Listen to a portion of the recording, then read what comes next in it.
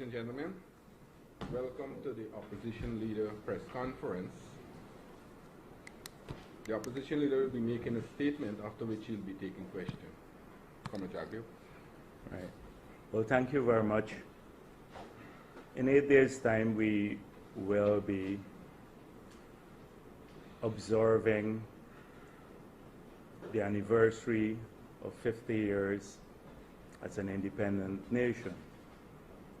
And if I do not engage the press before that date, I want to wish all Guyanese the best in life and reflections on that day. And I know that many people across our country are going to celebrate. I want to wish them well.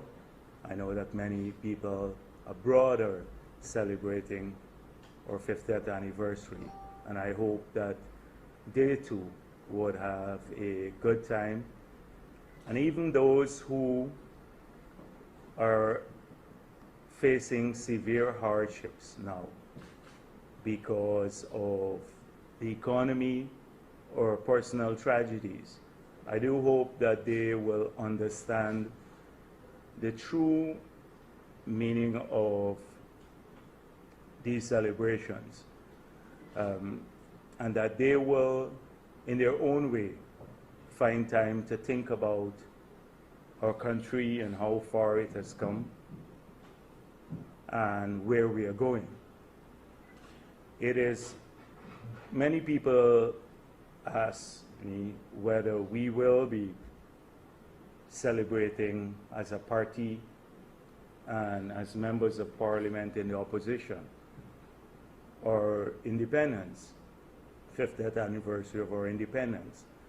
And I have been on public record saying yes, however, we will do so in a manner that we think befit the occasion. And so we will be attending the flag-raising ceremony because we believe that that is a very important event. And we do hope that on that occasion that the President would not miss the opportunity to talk extensively not just about our past, but about our future. I think the opportunity was missed in the National Assembly when he addressed us. Maybe in an attempt to avoid controversy, the President did not really explore in his speech the challenges that we have faced as a pre-independent country, the struggles that we had to gain independence, the sacrifices that many Guyanese made to achieve that status. It was not handed to us on a platter by the British. We had to struggle for independence. I thought also that he would have used the opportunity to explore the role of the central figures who led that struggle. Chedi Jagan and even Burnham, because our country attained independence with him as Prime Minister. And as controversial as people may view the role, it's always debatable depending on which side of the fence you stand on. Whether you're APNU or PPP supporters, people's views about the role of these two central figures differ. Nevertheless, we have to explore the role that they play played in the independence process, and the thousands of others who followed them and who made, some of them, the ultimate sacrifices, who ended up in jail, whose families were destroyed, who were harassed by the British.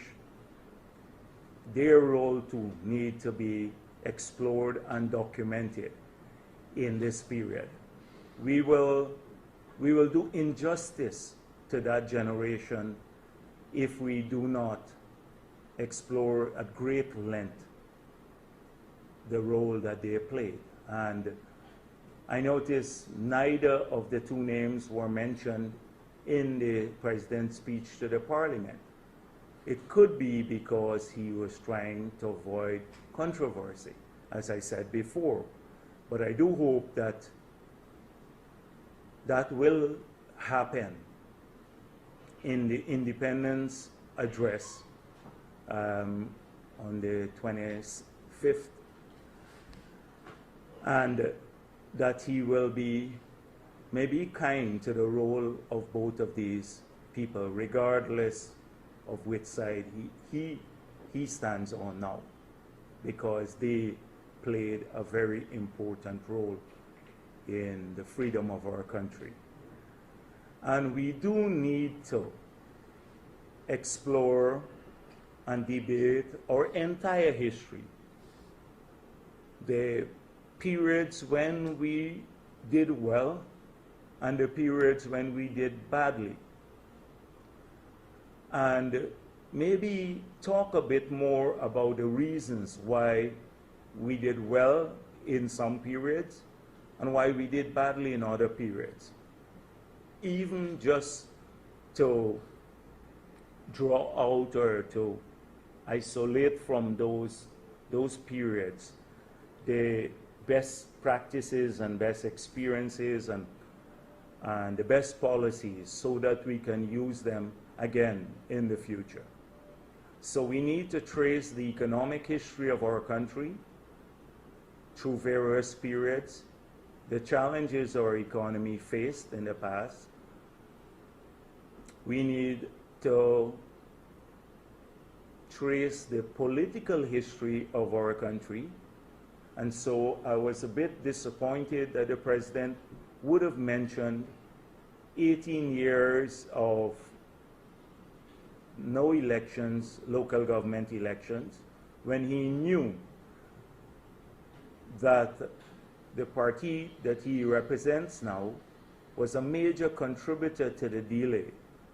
But even if he wanted to lay the blame on the PPP, you cannot mention 18 years of lack of democracy at the local level in an 50th independence anniversary address to the National Assembly and not talk about the 3 decades of no democracy in this country, when that has been so well documented locally and globally by independent parties. And I think, excepting for the few hardcore supporters of one party, it is widely accepted that that was so, that we had almost 3 decades of undemocratic rule. And then in the post-1992 period, the return to democracy, when our country returned to democracy, to look again at the challenges our young fledgling democratic country faced in building the institutions that would safeguard our freedoms and our rights. And so the move back to have an independent judiciary, where there would have been an external review of decisions made in Guyana, because prior to us taking the country back to the Caribbean Court of Justice, our Court of Appeal, was the final court. And especially given the impasse surrounding the appointment of the Chancellor and the Chief Justice. For so many years, the security of tenure of those positions, which the new Constitution was designed to enhance, suffered because people were not confirmed, appointed substantively in those posts, and we hope that he will return early to that process to have substantive appointments in those posts. But that was an early challenge. And then to make Parliament work again. And so apart from the serious constitutional changes which brought Parliament in the center of governance, for example, Parliament with the committees that were set up to review government decisions, the standing committees, the 5 standing committees. Parliament now has a role in appointing people to the service commissions, the 4 service commissions. Parliament has a role in, or both sides have a role in the management of Parliament through the Parliamentary Management Committee. Tons of other changes were made in that process.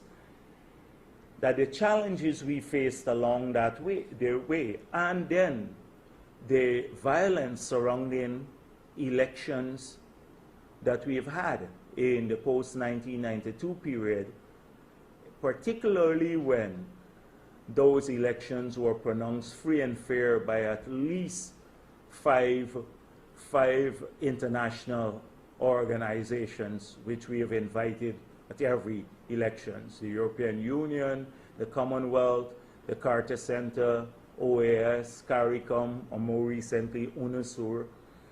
So politically, I was hoping that all of these things would have been explored, because apart from the economic history, the political history of our country.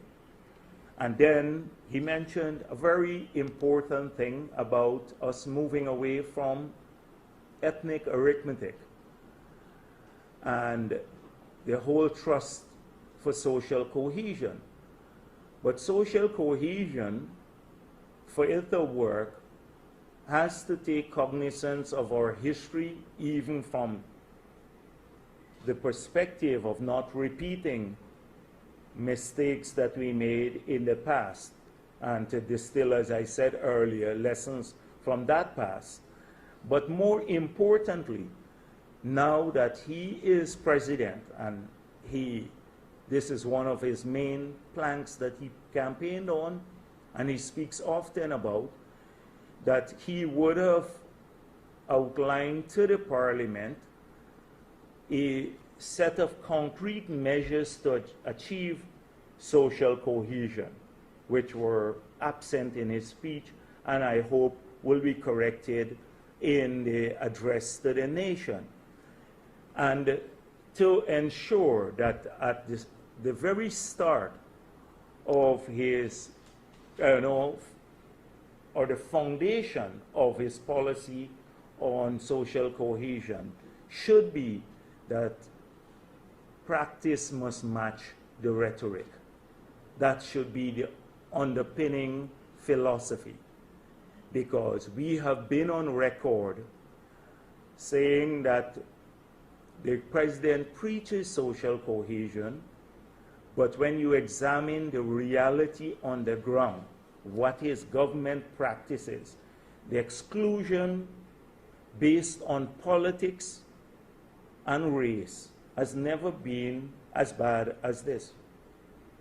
Never been as bad. And we have tons of cases to prove that. I want to give you one example of an early statement that the president made when he just assumed office. He said that people had no reason to fear if they act professionally. And that particularly with the Foreign Service, we're told that career officers would not be harmed, that those who are political appointees would have cause to worry more, because particularly those who are political appointees placed abroad. Let's look at the New York consulate.